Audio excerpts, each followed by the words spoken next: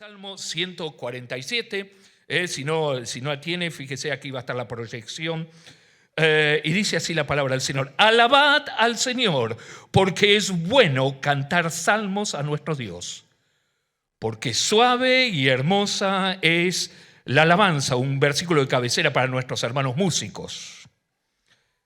El Señor edifica a Jerusalén, a los desterrados de su pueblo los traerá de vuelta. El Señor sana a los quebrantados de corazón y venda sus heridas. Él cuenta el número de las estrellas y a todas ellas llama por sus nombres.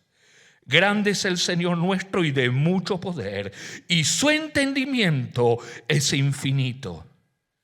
El Señor exalta a los humildes y humilla a los impíos hasta la tierra. Amén a la palabra de Dios. Es un salmo, una canción que de alguna manera empieza a invitarnos a todos. Que nuestro cántico, nuestra alabanza a Dios, la expresión de nuestro ser, primero es bueno. Es bueno alabar, bendecir, poner el nombre de Dios en alto. Y de algún modo hasta te da las maneras de cómo hay que hacerlo. No solamente el motivo, porque eso es bueno para nuestras emociones, es bueno para nuestro entender, nuestro intelecto, es bueno para la voluntad. Todo eso implica el alma para tomar decisiones. Por eso es bueno el bendecir el nombre del Señor, proclamar continuamente el nombre del Señor. Y fíjese que de algún modo allí va mostrando la palabra del Señor. El versículo 2 te empieza a mostrar por qué es bueno esto. Porque el Señor edifica, ahí dice, a Jerusalén, a su pueblo, a sus hijos. Y cuando estamos hablando de edificar, es lo que la palabra del Señor te está diciendo, en el Señor.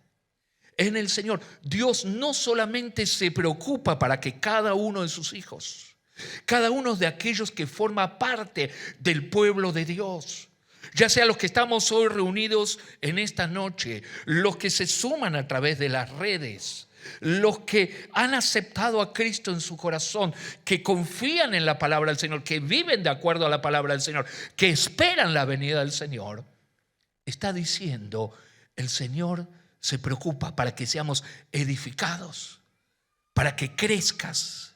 Y cuando el Señor habla de edificar a su iglesia, no solamente habla de ese propósito, sino que el Señor da los medios, provee los medios para que su iglesia no se quede estancada.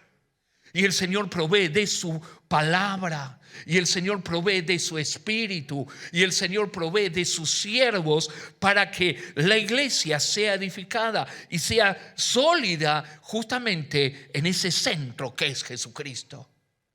¿Sabe que la palabra de Dios por allí, al comienzo de la carta a los Hebreos, en el capítulo 1, versículo 1 y 2, dice que Dios, habiendo hablado muchas veces, ¿se acuerda cómo sigue también? Y de diferentes, ¿qué? Maneras, en los postreros días nos ha hablado por Jesucristo, por su Hijo, por Jesucristo. Esto es lo que recién cantamos, el centro de la historia, el centro de la palabra, el centro de nuestra vida debe ser Jesucristo. Y el Señor sobre ese centro va edificándonos.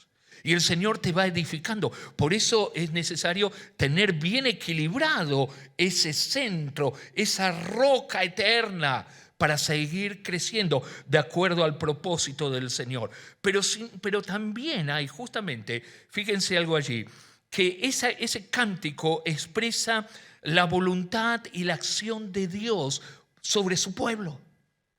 Porque por allí ese versículo 2 está diciendo, a los desterrados de Israel, Él los traerá de vuelta.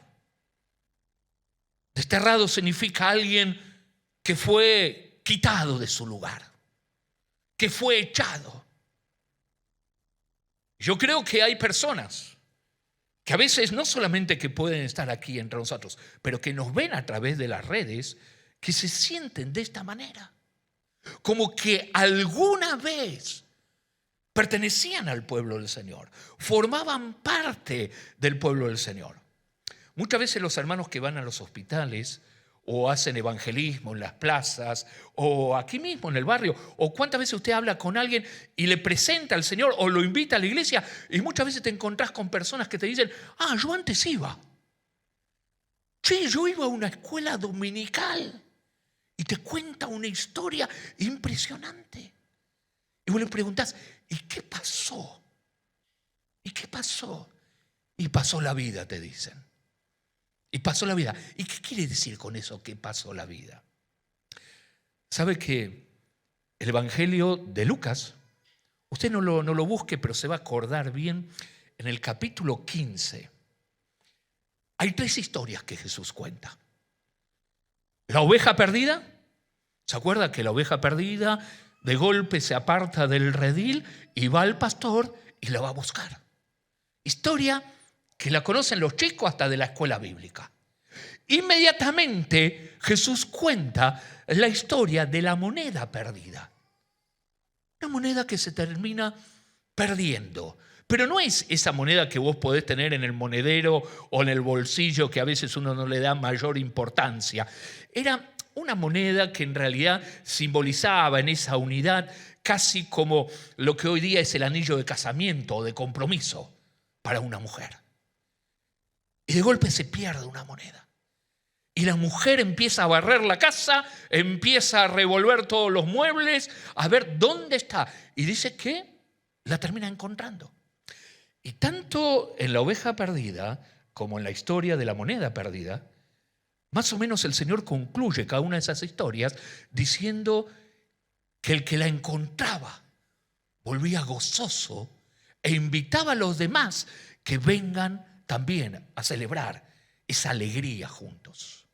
Casi como el acontecimiento de haber ganado un mundial. Pero en el capítulo 15 también aparece otra historia, que nosotros la conocemos con un nombre que no aparece en la Biblia, que es la historia del hijo pródigo.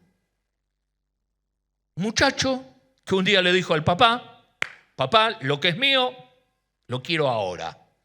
No quiero esperar a que te mueras. Dámelo ahora. Repartió la herencia al padre. Un muchacho se quedó, uno de los hijos se quedó, el otro se fue a vivir la vida loca y perdió todo. Hasta que volvió justamente a la casa del padre. Son 3 historias, a veces las contamos por separado, pero forman parte de un mismo propósito del Señor. ¿Qué representa la oveja perdida? La oveja perdida representa a aquellos que se terminan perdiendo o alejando de Dios por tontos, por no pensar, por seguir sus propios instintos. Entonces hay gente que a veces se termina alejando del Señor pensando que va a encontrar mejores pastos y termina lejos del Señor. ¿Y la moneda perdida? ¿Qué culpa tenía la moneda perdida? Nada. Lo que está diciendo, que así como hay algunos que se pierden por tontos, siguiendo sus propias ideas, hay algunos que se pierden no por eso, sino por la culpa de otros, por el descuido de otros, por las malas acciones de otros, por la mala conducta de otros. Y a veces te encontrás con personas que te dicen: no, yo me fui de la iglesia, ¿sabes por qué? Por fulano, sultano, mengano y perengano. Y vos le decís: no, pero esta gente no está más, está en Mozambique ya. Y te dicen: no quiero volver. Hay algunos que se pierden por culpa de otros.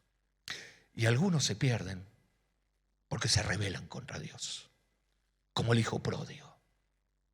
Algunos se pierden porque creen que son más vivos que Dios, que tienen otras ideas.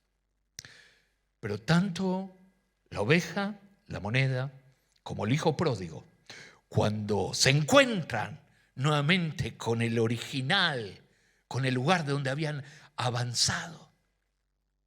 Dice que había fiesta, había celebración.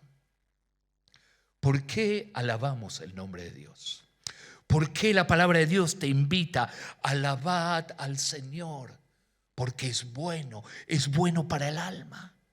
Es bueno porque el Señor en su propósito está nuevamente para aceptar, para recibir a aquellos que por distintas causas, distintas circunstancias, en algún momento se han alejado del Señor. Pero hay algo muy interesante. Dice la palabra del Señor, estamos en Salmo 147, si alguno se sumó un poquito más tarde, el versículo 3 dice: Él sana a los quebrantados de corazón y venda sus heridas. Por lo menos encuentro muy rápidamente un proceso de 2 pasos de parte de Dios. El Señor sana esas heridas profundas en el corazón, en el alma, eso que no llega nadie, ni a veces nadie conoce aparte de nosotros, pero el Señor es especialista en sanar esas heridas de bien adentro. Y no solamente que el Señor sana, ¿sabe lo que dice el Salmo 34, versículo 18? Cercano está el Señor a los quebrados de corazón y salva a los contritos de espíritu. En la Nueva Traducción Viviente dice: Él rescata a los de espíritu destrozado. Cuando sentís que ya nada tiene sentido, cuando no hay una visión de futuro, de esperanza, de nada, pareciera que no hay salida. Permítame decirlo, Dios es la única salida. Dios sigue siendo aquel que sana a los quebrantados de corazón. Y hay tratamientos, vio que hay heridas que curan solas, que cicatrizan solas. Pero hay heridas que necesitan un tratamiento.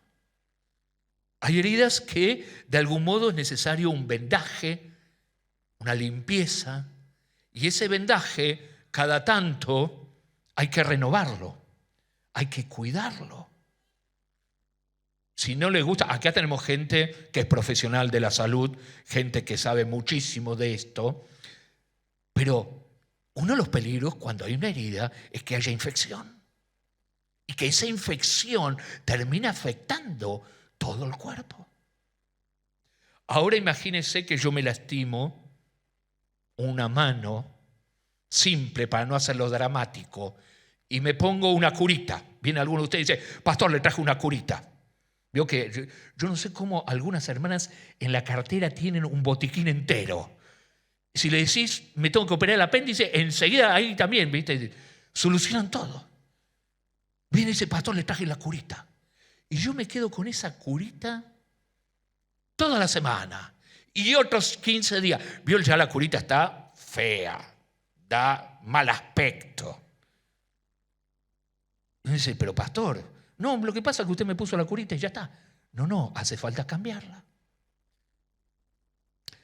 Cuando venimos a la casa del Señor, cuando venimos a la comunión del pueblo de Dios, cuando venimos a estar en unidad, sí que hay gratitud, sí que hay alabanza, sí que hay ministración de la palabra de Dios, sí que está la presencia del Espíritu de Dios, porque Dios afirma y confirma su palabra.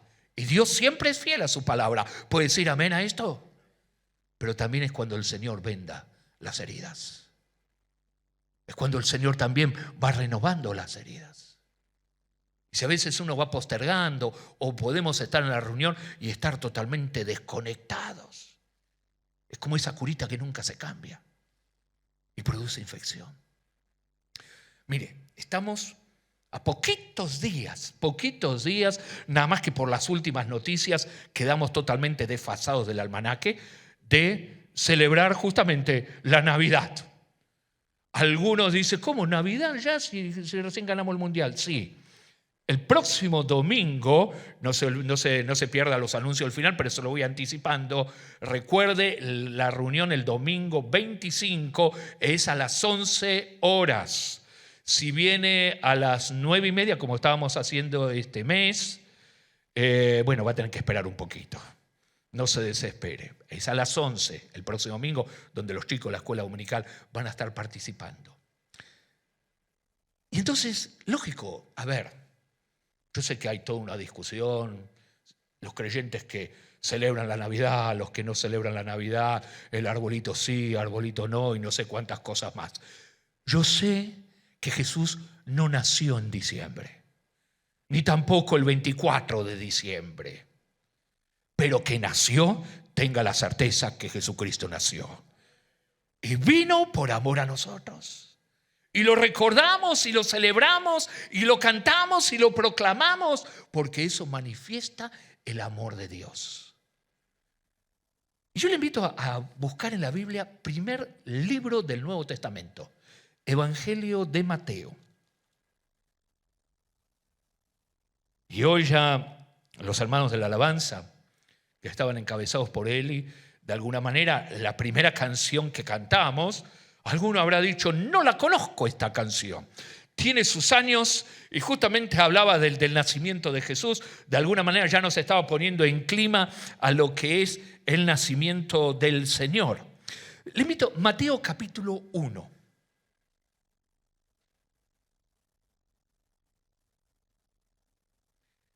Y yo sé que generalmente uno cuando empieza a buscar, a ver qué dice la Biblia sobre el nacimiento de Jesús, lo vas a encontrar en Mateo y lo vas a encontrar en Lucas. Y generalmente empezamos ahí, versículo 18 en adelante, y los versículos anteriores, bien, gracias. Yo le invito a que podamos leer capítulo 1, versículo 1 al 6. Y yo sé que no son de los versículos que te hagan a subrayarlos. No, porque esto es un paseo de algún modo por nombres que vos decís, ¿y esto qué? ¿Para qué está en la Biblia? Es más o menos ponernos en orden. Que Jesús vino desde su gloria, siendo el eterno Dios, pero tomó forma humana de bebé, pero nació en una familia que Dios había escogido, que Dios había preparado. Pero esa familia no era de alguna manera salida de un plato volador. Tanto María como José eran vecinos de la comunidad que existía en ese momento. Pero el Señor ha manifestado su gracia en María y en José. Y a través de ellos viene justamente Jesucristo hecho hombre. ¿Pero de dónde salió María y José? ¿De dónde viene? Bueno, capítulo 1, después lo leo todo entero en su casa y ahí se va a enterar bien. Pero fíjese cómo comienza. Libro de la genealogía de Jesucristo, hijo de David y de Abraham. A ver, no te está diciendo que era hijo directo, sino descendiente del rey David y descendiente de Abraham. Entonces va a empezar a contarnos desde el versículo 2 una línea sucesoria, casi como un árbol genealógico. Vio que algunos de ustedes tienen en su casa que su padre, su abuelo, su bisabuelo, su tatarabuelo, y vaya a saber algunos hasta dónde llegan. Alguien me mostró la vez pasada, alguien de los hermanos de la iglesia, que está armando un árbol de la familia, pero ya no era un árbol, era un bosque con toda la familia que estaba encontrando allí. Fíjese lo que dice, versículo 2. Abraham engendró a Isaac, Isaac a Jacob, y Jacob a Judá y a sus hermanos. Y Judá engendró de Tamar a Fares y a Sara, y Fares a Esrón, y Esrón a Aram. Y Aram engendró a Abinadab, y Abinadab a Nazón, y Nazón a Salmón. Y Salmón engendró de Rahab a Boz, y Boz engendró de Ruth a Obed, y Obed a Isaí. E Isaí engendró al rey David, y el rey David engendró a Salomón, de la que fue la mujer de Urías. Y paramos allí. La historia sigue hasta el versículo 17, donde te va a decir, bueno, cómo fueron las familias. Los primeros 2, 3, 4 versículos lo vas a encontrar la historia en el libro de Génesis, el primer libro de la Biblia. Pero todos estos nombres que están allí, y uno dice, ¿por qué están allí? ¿En qué se beneficia la historia de Jesucristo? Mostrando la genealogía, el árbol genealógico. ¿Para qué está? Y la Biblia dice que toda la Escritura es inspirada por Dios, soplo creativo de Dios. Dios la ha inspirado, la ha guardado, la ha preservado, la ha acercado a nosotros, para que esto también sea de ejemplo hacia nuestras vidas. ¿Quién eran todos estos hombres? Algunos son más o menos conocidos. Abraham, su hijo Isaac, Jacob. Todos más o menos conocemos la historia. De Abraham se habla del padre de la fe, algunos lo llaman de esta manera, como aquel que de alguna manera le creyó a Dios contra viento y marea. Pero Abraham se parecía a nosotros. Hubo momentos donde él decía, Dios, ¿cuándo se va a cumplir tu promesa? ¿Lo ves a Abraham metiéndose en problemas por sus propios temores?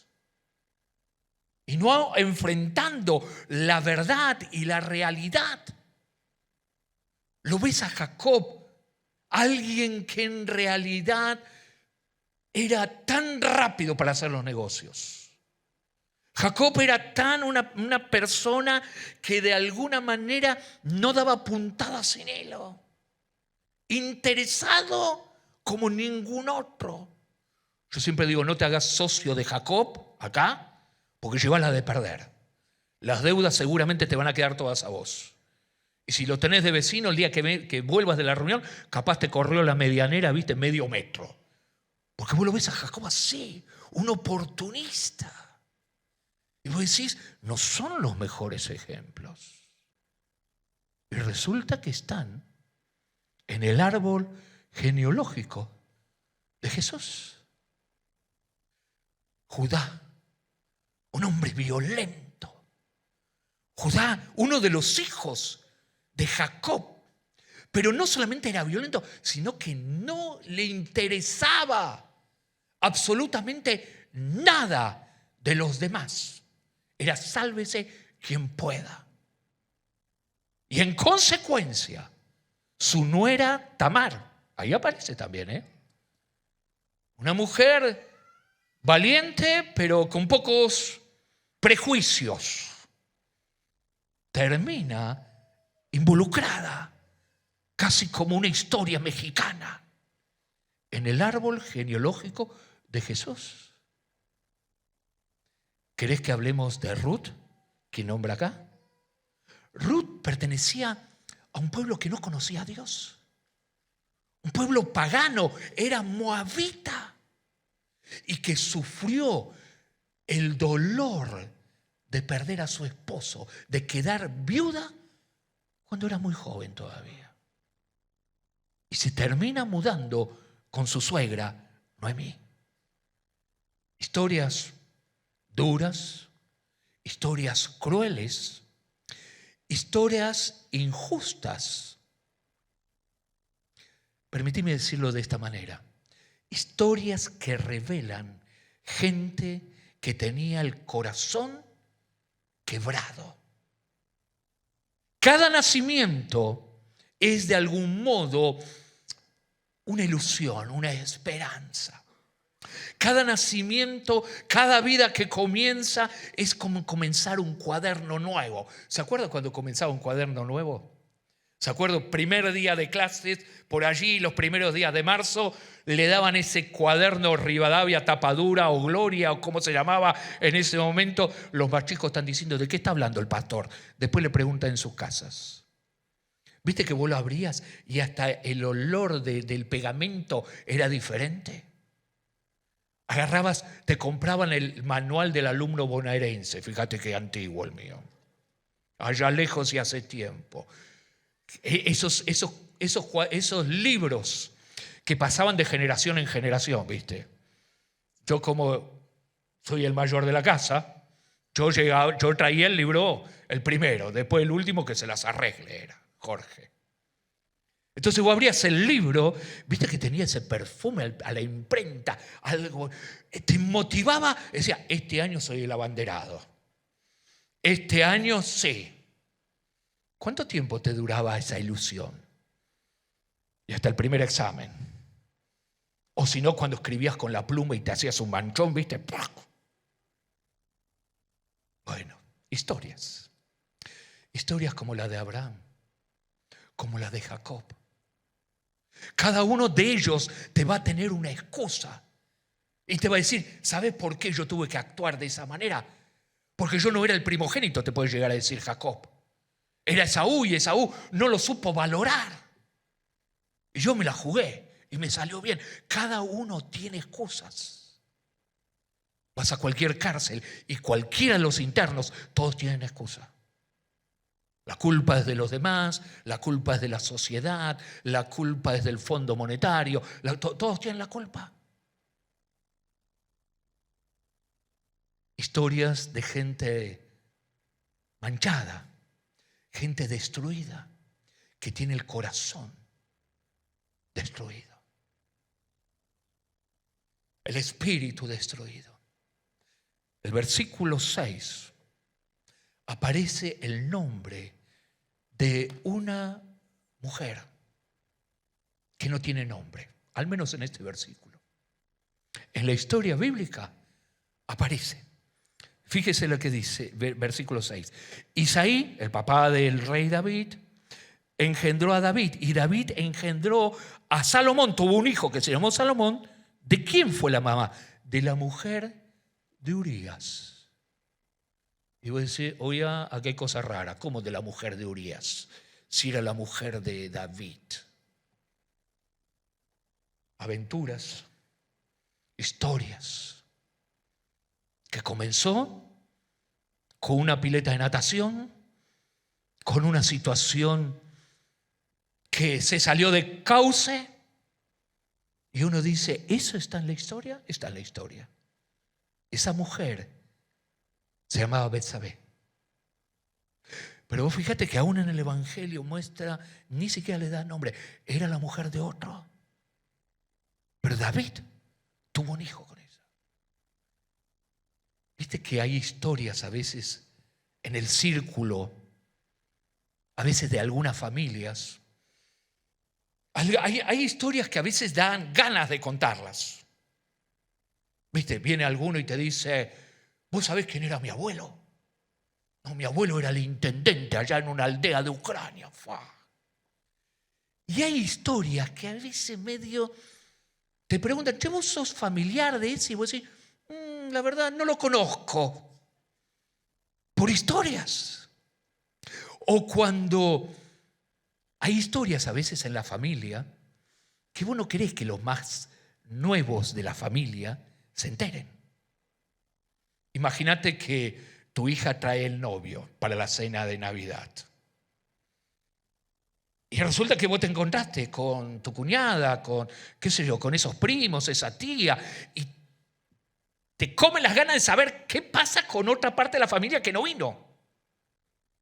Pero de eso no podemos hablar delante del novio o la nena, porque va a decir, se va a asustar de la familia que somos. Entonces se habla en un código. Che, ¿sabés algo del coso?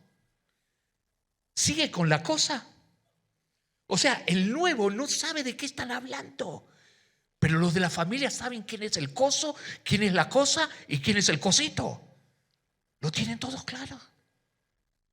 Pero hay historias que a veces, viste, no querés contarlas. Estamos a días de celebrar el nacimiento de Jesús. Y cuando vos ves la familia de la cual desciende Jesús, y vos decís, wow, serán la joya de la joya, lo mejor de lo mejor. ¿Sabés lo que revela estos versículos? Que no, ¿viste? No son atractivos de leer porque no te cuentan una historia. La historia está medio como escondida detrás de todos estos nombres. Pero revela la gracia de Dios, la misericordia de Dios, la bondad de Dios. Revela que el Señor sana a los quebrantados de corazón. Revela que el Señor venda las heridas, esas heridas de adentro, profundas, que nadie sabe, que nadie conoce, pero uno se siente tan herido, tan lastimado, tan golpeado. Pero el Señor dice: yo soy especialista en esto. ¿Por qué cantamos? Nos emocionamos como cualquiera afuera que tiene una alegría, una emoción. Todo eso pasa y te deja vacío, hueco. Y vos decís: ¿y ahora qué? Y bueno, le cambiamos la letra a muchachos, listo, le cambiamos la letra. Y bueno, ¿cuándo cantamos otra vez? Y qué sé yo, no sé. Pero la palabra de Dios te anima a alabar a Dios, porque eso es bueno para tu alma. Es bueno porque da testimonio del poder de Dios. Da testimonio del propósito de Dios de reunir a su pueblo. Aquellos que se sienten como desplazados, aquellos que se sienten que a veces se han perdido como la oveja. Algunos se han perdido por culpa de otros. El Señor dice: yo soy el que los traigo. Yo soy el que los espero. Yo soy el que estoy ahí esperando para que sean sanados, para que esas heridas del corazón, del alma, de la historia, realmente sean tratadas. El Señor sana a los quebrantados de corazón y venda las heridas. ¿Puede decir amén a la palabra de Dios? El Señor está allí, obrando aún en la historia. Y fíjese cómo obró en la vida de cada una de estas personas. Yo solamente le mencioné los primeros versos, ahí los primeros 6 versículos, pero de alguna manera, si usted llega hacia el final, va a encontrar que todos son personas igual que nosotros, con historias que a veces no queremos contarlas, con situaciones que revelan heridas, con dolor que requiere un tratamiento de Dios continuo en cambiar esas heridas. Pero el Señor es especialista en todo esto. Nos ponemos de pie, por favor. Ya la hora está avanzando, pero quiero compartir un versículo. Primera carta de Juan.